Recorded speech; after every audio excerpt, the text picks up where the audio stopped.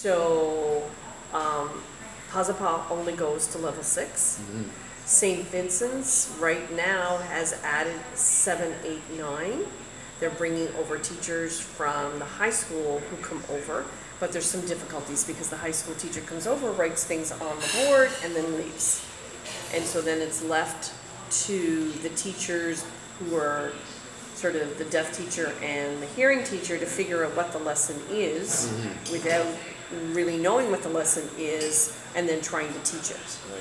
So that was one of the things that I was supposed to do tomorrow, was to have a meeting with the high school teachers and the 2 teachers at St. Vincent's to see if we can get them to work together.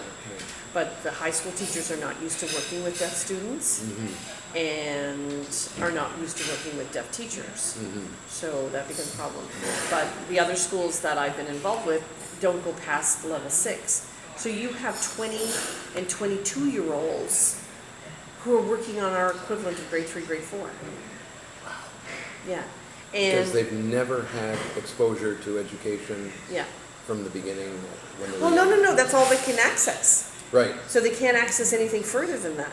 So what happens is that once they finish level 6, you're like, we'll keep you around until you get tired and whatever, and then they leave. But for them then to find a job, it becomes very difficult. And so what's happening is that you have a lot of younger people who are searching for work, who've come to Port-au-Prince to search for work. So they're leaving their deaf communities where they could be role models for the younger kids. And again, they could, sort of hopefully find some sort of employment. And so that's where I would like to sort of start the next bit of focus, is trying to get some vocational programs up and running. Marika had tried to get the Pazapa connection with Cine, where you went, there, and to see whether or not we could develop a vocational program with them, but it never worked out. And then she had talked to a few business people downtown to see, because we had somebody who was very interested in mechanics, to see whether or not he would take on a deaf student. And, I had said, okay, you know what? I don't know anything about mechanics, but I know sign language. So I can figure out what's the basic sign language that a mechanic would need to know. Right. And we could sort of teach that, and then, and whatever. So that seems to be sort of where I think the next step is to go. So the deaf are in the same spot as any person with disabilities in terms of not being fully integrated into families, into communities, school, jobs, and so on. Yeah. It's just one particular form of disability. Yeah. And you mentioned that there are deaf communities. Right. Now, how did they evolve? Okay, so what had happened was... In Haiti. Yeah, so what happened was after the earthquake, when they set up the tent camps, there were a number of deaf women who were raped because they couldn't hear somebody entering into their tent and they couldn't protect themselves.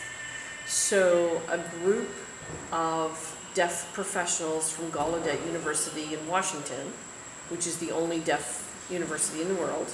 Oh, really?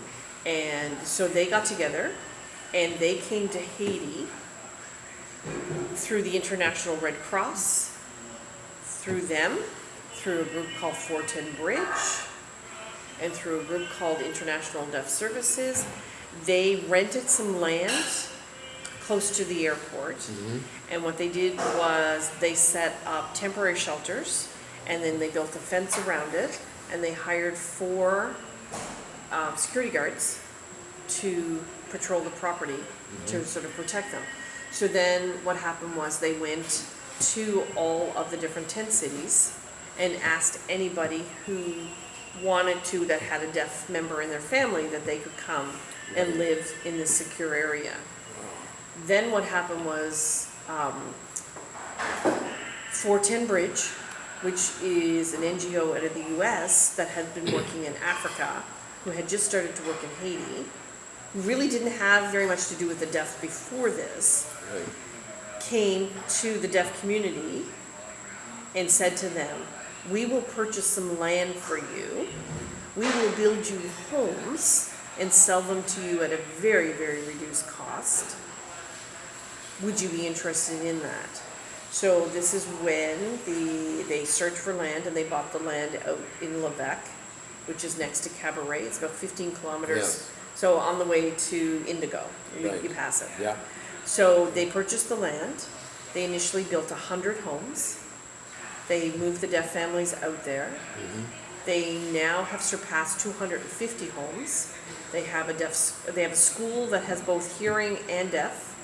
They have a church. They have a community center, and I mean, they have a children's home, two children's homes where Remarkable. people who from different areas. So 410 Bridge has now moved out, and Mission of Hope (MOH) is now overseeing the property. So there's a very large deaf community out there. But at the same time, what happened was Emmanuel, who is with the International Deaf Emergency Services, he's originally from France, he came and he had said to the deaf community, you need to organize yourself.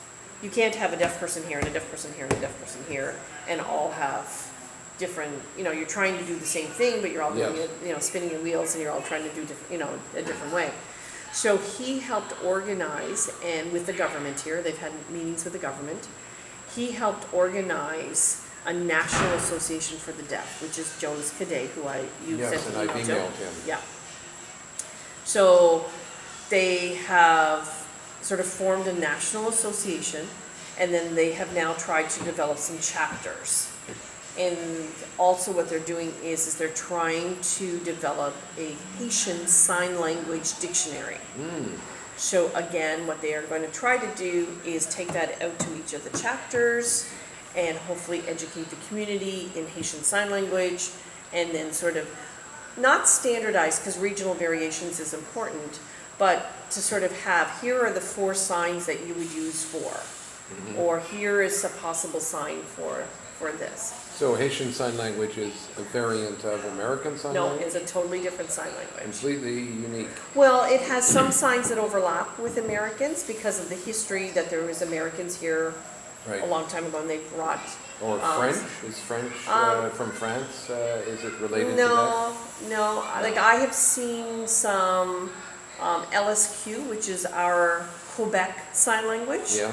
Haven't really seen any French Sign Language, and I've seen some American Sign Language signs, but they have like a complete, like our bird, their bird, our horse, Yeah. their horse. Okay. So they're totally different, and so it's a matter of learning what they use. Right. And so what they're trying to do is look at different things, like for example, out in Lévesque, this is Mardi.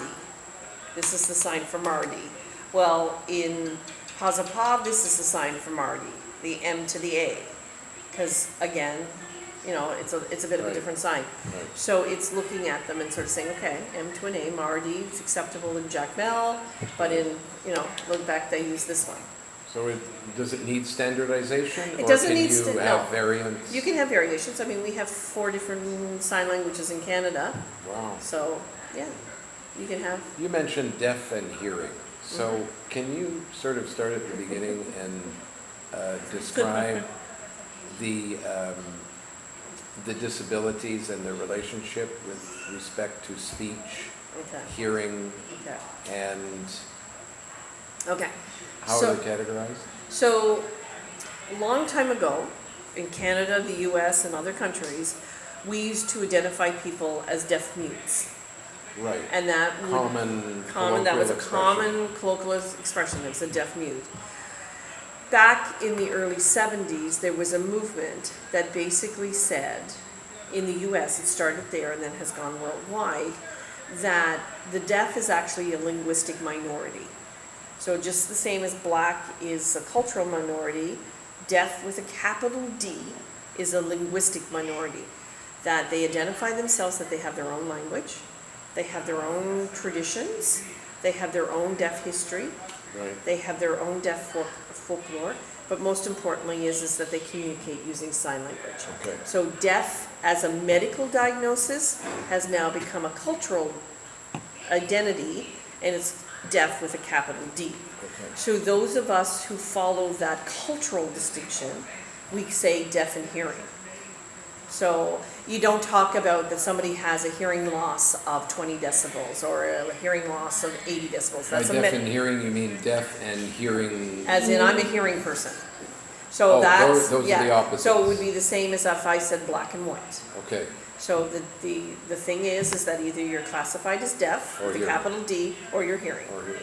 Yeah. Now, where does speech come into that? Do some deaf people have the ability Yep. to speak, Okay. and some? Okay, so again, depending upon, back to the medical diagnosis, depending upon the degree of hearing loss, if you have a mild hearing loss, you still may be able to pick up speech sounds, and you may be able to talk. Especially from infancy, Yeah. if you had Yeah. some hearing, you're Yeah. learning language as Yeah. you. Yeah, so Grow. you can pick it up. If your hearing loss is significant and you don't have access to cochlear implants or hearing aids or whatever, is that sign language is going to be your way of communicating. This is an entire semester course that I teach Right, at Dalhousie, so So let's not go too. I don't want to go deep. too deep into it. So for here in Haiti, the majority of individuals are not identified at birth. In Canada, we have early identification. When you're born in the hospital, within 2 days of your birth, you have a hearing screening that says, yes, you can hear, no, you can't.